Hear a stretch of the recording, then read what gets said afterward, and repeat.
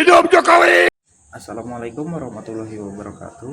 Kami dari kelompok 6, kami akan mempresentasikan proyek kami yakni analisis dan desain perangkat lunak pada UMKM bengkel.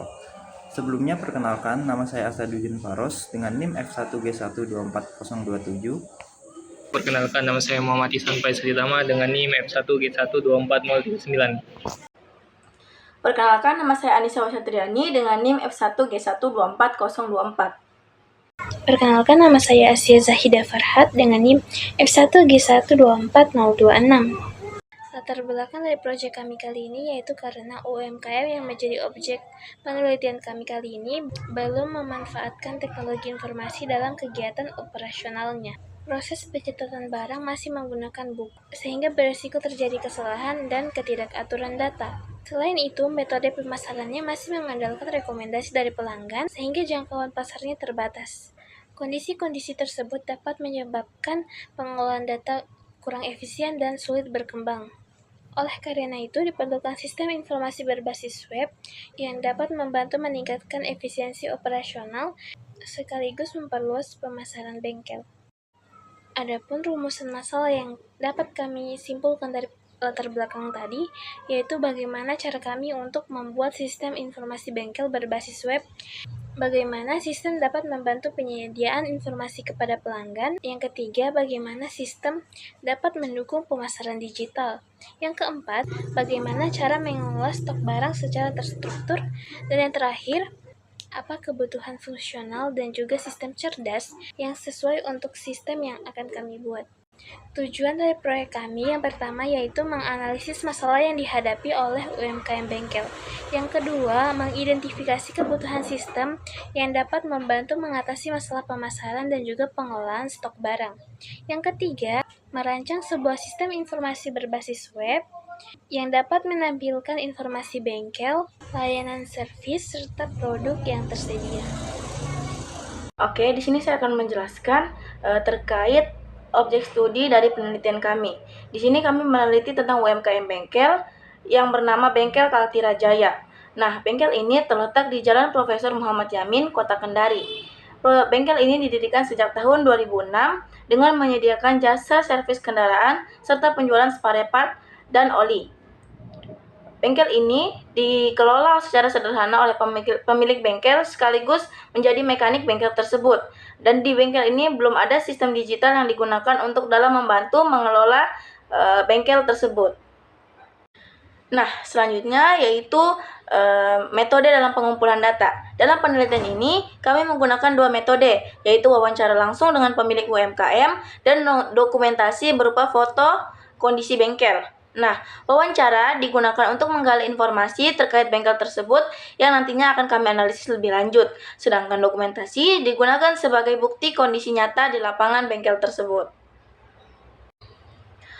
Oke, selanjutnya yaitu tahap analisis kualitatif. Nah, dalam proses analisis kualitatif ini, kami menggunakan dua tahapan utama, yaitu open coding dan thematic coding. Seperti teman-teman dapat lihat pada tabel yang ada, di sini open coding, yaitu proses mengidentifikasi dan mengekstrak kata kunci atau konsep penting dari setiap jawaban responden hasil wawancara.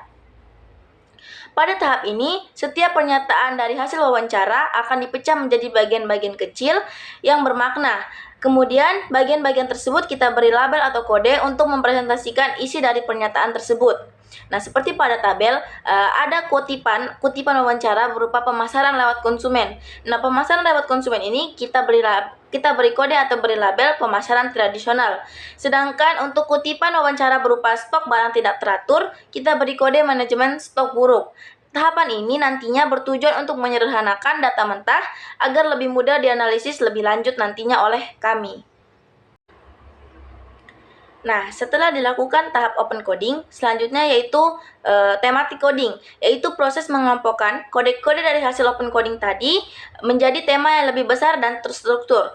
Pada tahap ini, kode-kode yang memiliki kesamaan makna digabungkan menjadi satu kategori, yaitu tema utama. Misalnya seperti pada tabel, kode-kode seperti pemasaran tradisional dikelompokkan dalam tema strategi pemasaran. Sedangkan kode tentang manajemen stok buruk dan kendala operasional dikelompokkan dalam tema permasalahan kesalahan operasional. Melalui tematik coding ini, penulis atau kita dapat melihat pola-pola umum dari data wawancara, sehingga memudahkan dalam menarik kesimpulan mengenai kebutuhan sistem yang akan dirancang nantinya. Dengan menggunakan kedua tahapan ini, analisis yang dilakukan menjadi lebih sistematis dan terarah. Open coding membantu dalam memahami detail secara menyeluruh atau mendalam terkait data-data dari hasil wawancara. Sedangkan tematik coding membantu dalam merangkum data serta informasi menjadi lebih terstruktur. Hasil dari proses ini nantinya akan menjadi dasar dalam menentukan kebutuhan sistem informasi yang sesuai dengan kondisi UMKM bengkel yang kami teliti.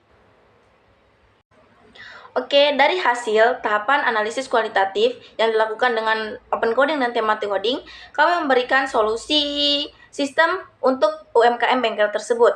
Nah, sistem informasi berbasis bengkel ini bertujuan untuk membantu pemasaran atau penyediaan informasi bengkel serta untuk mengelola stok barang yang ada pada bengkel tersebut. Jadi nanti sistemnya itu kira-kira dilakukan atau digunakan untuk dua aktor, ada admin yang merupakan pemilik bengkel serta konsumen yang akan melihat suatu detail informasi-informasi dari bengkel tersebut. Nah, tadi kan saya sudah jelaskan mengenai solusi sistem yang kami tawarkan.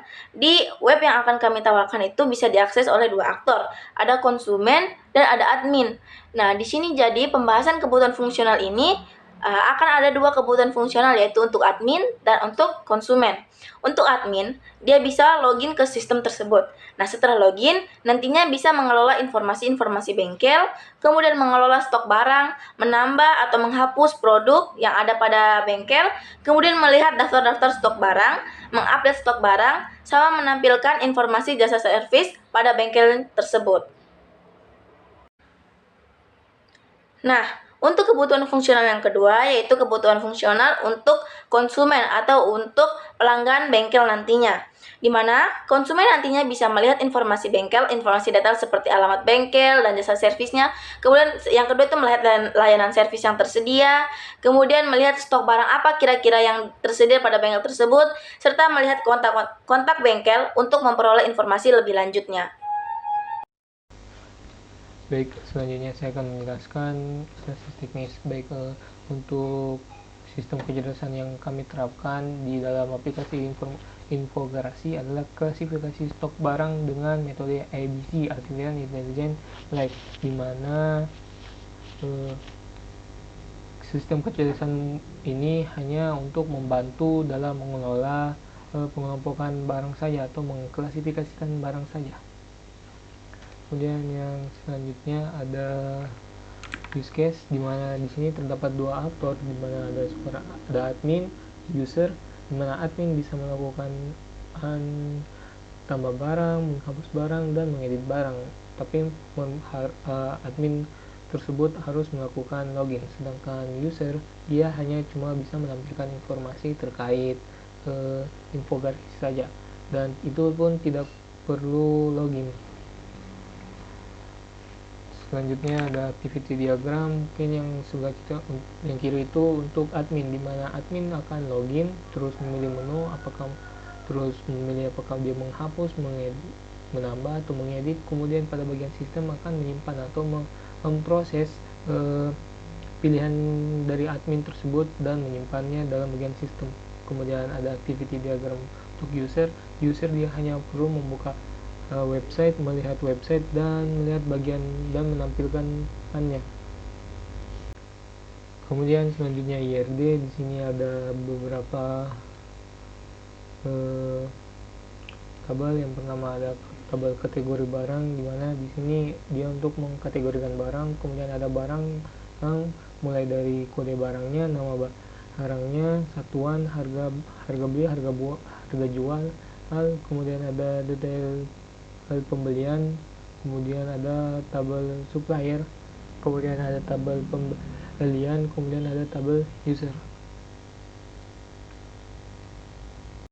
Lalu, masuk pada analisis ekonominya dengan estimasi biaya pengembangan, yakni pengembangan sistem sebesar 2 juta rupiah, biaya hosting sebesar 1 juta rupiah, dan biaya maintenance sebesar 1 juta rupiah, dengan total estimasi adalah 4 juta rupiah, dan perkiraan benefit selama 1 tahun adalah 5.600.000, maka dapat disimpulkan bahwa proyek ini layak untuk dikembangkan. Berdasarkan hasil analisis yang telah dilakukan, dapat disimpulkan bahwa UMKM bengkel masih menghadapi permasalahan utama pada pengelolaan stok yang belum terstruktur, serta pemasaran yang masih terbatas. Oleh karena itu, sistem informasi berbasis web yang diusulkan melalui Infogarasi dapat menjadi solusi yang tepat untuk membantu pengelolaan data secara lebih rapi, meningkatkan efisiensi operasional, serta memperluas jangkauan pemasaran. Selain itu, penerapan fitur klasifikasi stok dengan metode ABCD juga dapat mendukung pengambilan keputusan yang lebih baik dalam pengelolaan inventory. Secara keseluruhan, sistem ini dinilai layak dan sesuai dengan kebutuhan UMKM.